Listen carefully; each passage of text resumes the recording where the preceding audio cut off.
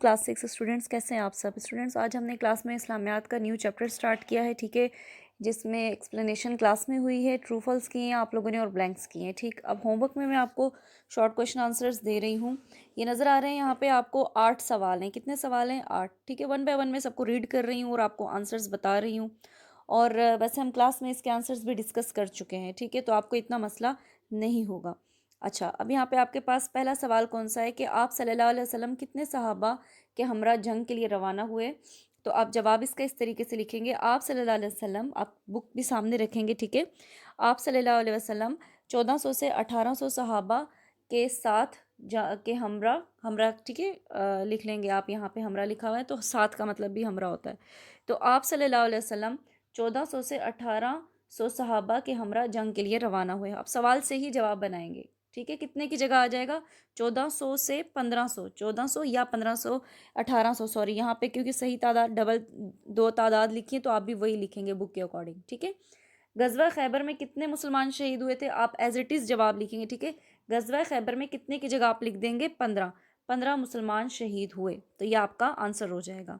फिर सवाल नंबर 3, आप सल्लल्लाहु अलैहि वसल्लम ने कितने परचम तैयार करवाए और वो किन किन सहाबा को दिए, उनके नाम भी लिखने। बताना है कि कितने परचम तैयार किए और जिन सहाबा को दिए उनके नाम भी लिखने।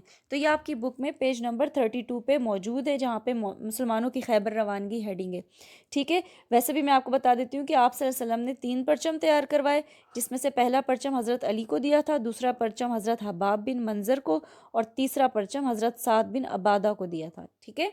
ये उनके नाम हो गए। अच्छा, चौथा सवाल, आप सल्लल्लाहु अलैहि वसल्लम ने हज़रत अली को इस्लाम का अलम दिया। अलम है, ये इल्म नहीं है, ठीक है, यानी झंडा। तो क्या फरमाया? जब हज़रत अली को इस्लाम का परचम दिया तब आप वसल्लम ने क्या फरमाया था?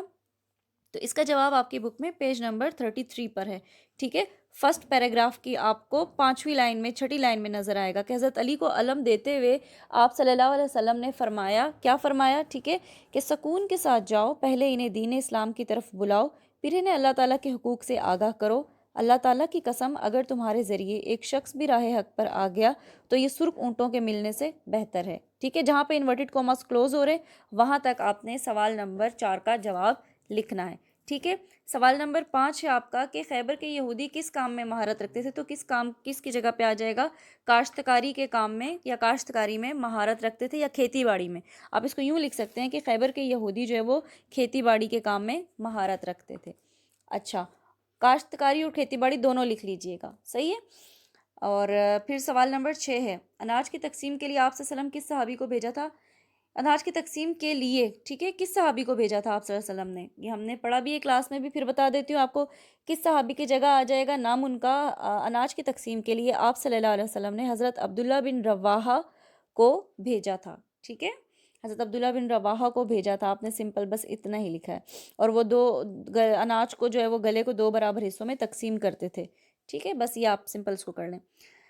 अच्छा, सवाल नंबर 7, किस कबीले ने आप सल्लल्लाहु अलैहि वसल्लम के कत्ल की साजिश तैयार की थी?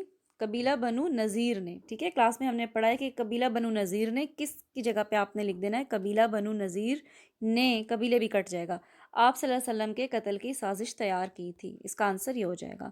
सवाल नंबर 8, हज़रत अली की आंखों की तकलीफ़ कैसे दूर हुई? तो अब इसका जवाब मैं आप लोगों पे ही छोड़ देती हूँ, देखती हूँ आप लोग इसका आंसर किस तरह लिख के लाते हैं।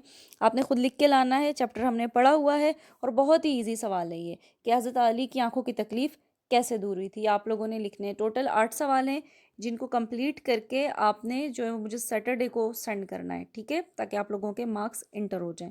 इसके अलावा कोई चीज़ नहीं समझ आई तो आप मुझसे पूछ लें। थैंक यू, अल्लाह हाफिज़।